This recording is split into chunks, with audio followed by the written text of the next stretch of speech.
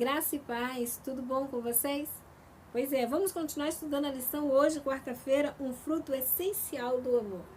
Para que traço de caráter Pedro aponta como um bom sinal de que o amor de Deus permanece no coração. 1 Pedro, capítulo 4, verso 9, diz assim: sendo hospitaleiros uns para com os outros, sem murmuração. O traço do caráter que Pedro aponta é a hospitalidade sem murmuração. Ame fazer o bem, ame ser hospitaleiro. Isso é um bom traço de amor de Deus no coração. A pergunta B: por que a hospitalidade é uma virtude cristã essencial? Hebreus capítulo 13, verso 2 e Romanos 12, verso 13 responde: não vos esqueçais da hospitalidade, porque por ela alguns, não sabendo, hospedaram anjos. Olha, alguns sem saber hospedaram anjos. E aí a gente pode citar Abraão e Ló. Romanos 12, 13. Comunicai com os santos as suas necessidades. Seguir a hospitalidade. A hospitalidade também nos ajuda a ajudar uns aos outros e a colocar em prática o amor vivido. Diz aqui o texto de Testemunhos para a Igreja, volume 6, páginas 344 a 343 a 344. Mas eu vou ler só um trecho. Diz assim: há pouca prática da verdadeira hospitalidade, mesmo entre aqueles que alegam ser cristãos. Entre nosso próprio povo, a chance de demonstrar hospitalidade não é considerada como devia ser, como um privilégio e uma bênção. Em geral, há muita pouca sociabilidade, muito pouco desejo de abrir espaço para mais 2 ou 3 pessoas à mesa da família, sem constrangimento nem alarde. Alguns alegam que isso dá muito trabalho. Às vezes, nós ficamos tristes de ver que pessoas chegam para visitar a igreja de Deus, elas vão embora, às vezes moram longe e não são convidadas pelos irmãos que moram mais próximo à igreja para um almoço, para poderem ficar para a tarefa da tarde, de entregar folhetos, de evangelizar, ou até mesmo simplesmente pelo fato de acolhimento. Nós não temos mais esse hábito na maioria das vezes.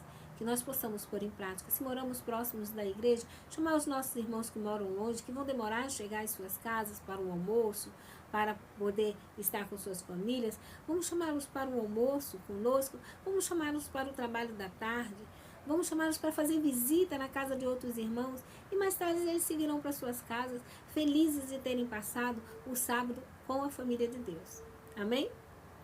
Conheço pessoas que fazem alta profissão de fé, cujo coração está totalmente envolvido pelo amor próprio e o egoísmo.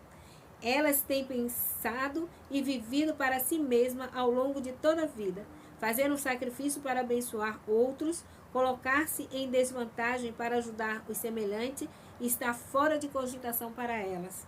E o eu é seu ídolo.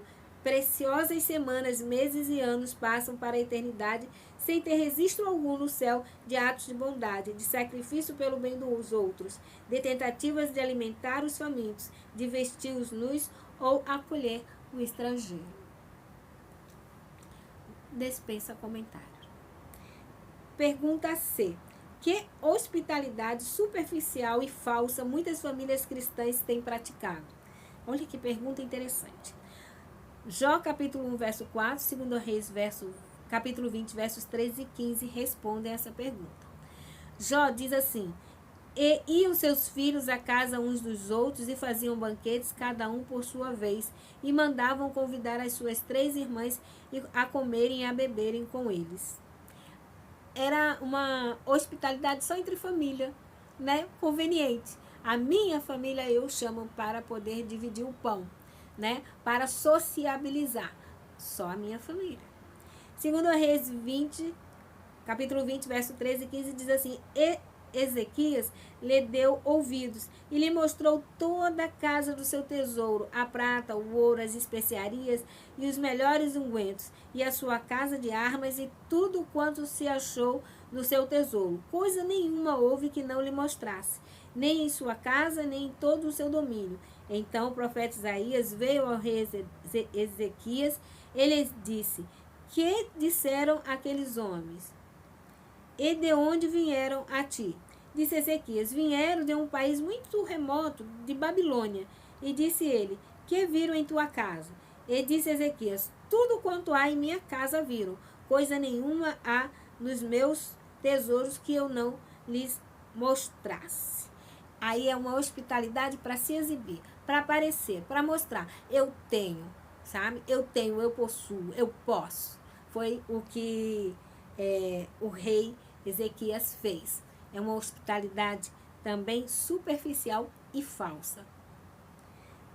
É uma negação a Cristo fazer preparos para os visitantes, o que requer tempo que pertence ao Senhor. Você preparar algo muito suntuoso e roubar tempo de Deus, isso é pecado. Você está transgredindo. O desejo de ostentar ou entreter visitantes cria preocupações e angústia desnecessária. A fim de preparar uma grande variedade de pratos para a mesa, a dona da casa se sobrecarrega. Assim, devido ao preparo de muitos pratos, os convidados comem demais e a doença e o sofrimento resultam do excesso do trabalho de um lado e o comer demais do outro. São o resultado. Esses banquetes elaborados são um fardo e um prejuízo.